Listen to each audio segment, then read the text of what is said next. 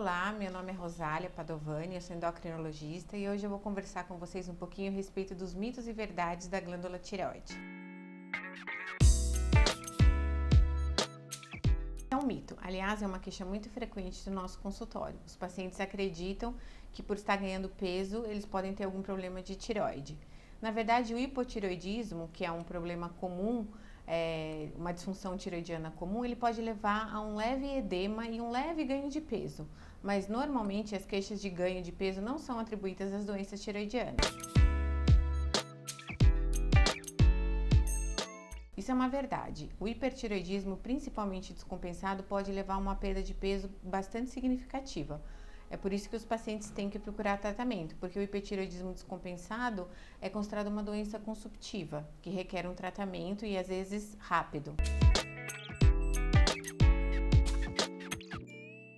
Isso é um completo mito. Para nossa sorte, somente 5% dos nódulos tireoidianos são malignos, são câncer.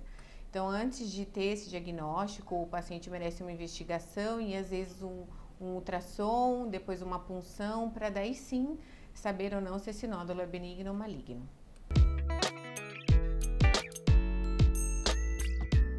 Não, todo mundo morre de medo de ter nódulo porque acha que obrigatoriamente vai se submeter a uma punção. A punção ela é indicada dependendo das características do ultrassom. Então, dependendo das características desse nódulo, o médico vai solicitar ou não a punção. E algumas vezes o paciente pode somente acompanhar com ultrassom de rotina sem necessidade de submeter esse exame. Isso é um mito.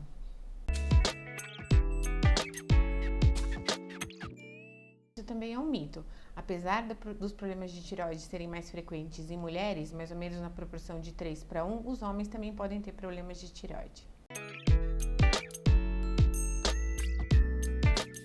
Isso também é um mito. As mulheres com problema de tireoide, elas podem engravidar desde que elas tenham um acompanhamento de perto ao longo da gestação e tudo pode ocorrer normalmente se esse acompanhamento for feito.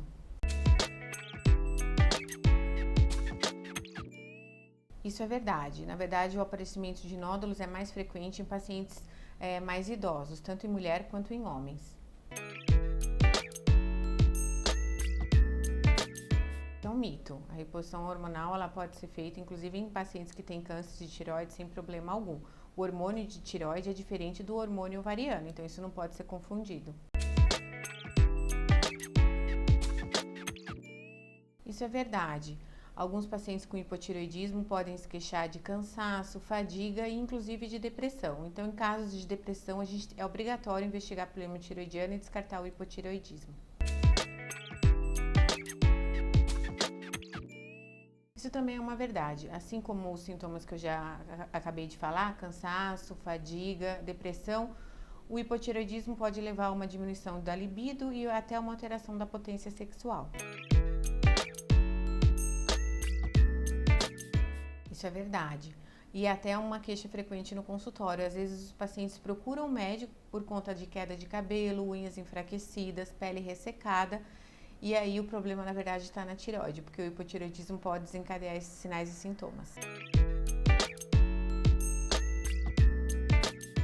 Na verdade, não podemos dizer se é mito ou se é verdade, porque não necessariamente os problemas tireoidianos causam dores ou problemas articulares. Alguns pacientes com hipotireoidismo podem ter essas queixas, mas não que necessariamente elas sejam da tireoide. Por exemplo, algumas doenças reumáticas, como fibromialgia, febre reumática, artrite reumatoide, podem dar dores e alterações articulares e não são problemas de tireoide. Por isso é importante investigar.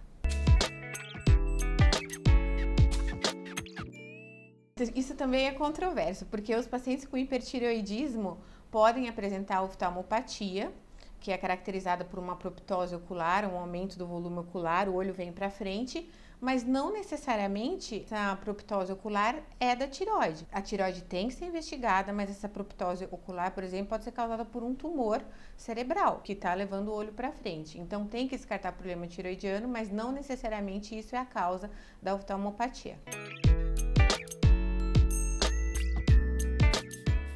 Na verdade, o sal não é o problema. O grande vilão da história é o iodo.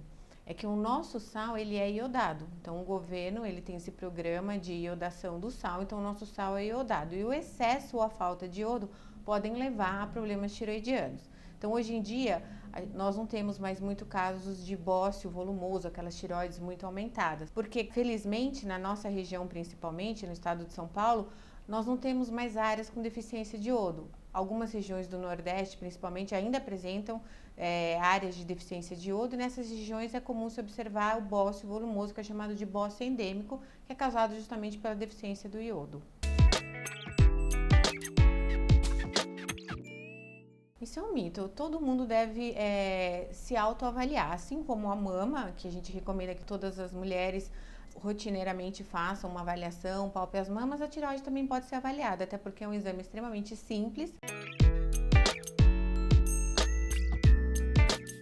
Para a realização do autoexame, o paciente deve ficar na frente do espelho, com a cabeça um pouquinho afastada para trás, de modo que ele consiga olhar a imagem no espelho. E o que ele pode fazer é utilizar um pouquinho de água para que ele consiga realizar a deglutição. E na deglutição ele deve observar se existe algum aumento ou alguma massa diferente na região cervical. A tireoide é uma glândula em formato de borboleta e ela se localiza justamente abaixo do pomo de Adão, ou chamada cartilagem cricoide. Então é nessa região que se deve observar o aparecimento de alguma massa estranha. Bom, espero ter esclarecido as dúvidas de vocês. Até uma próxima.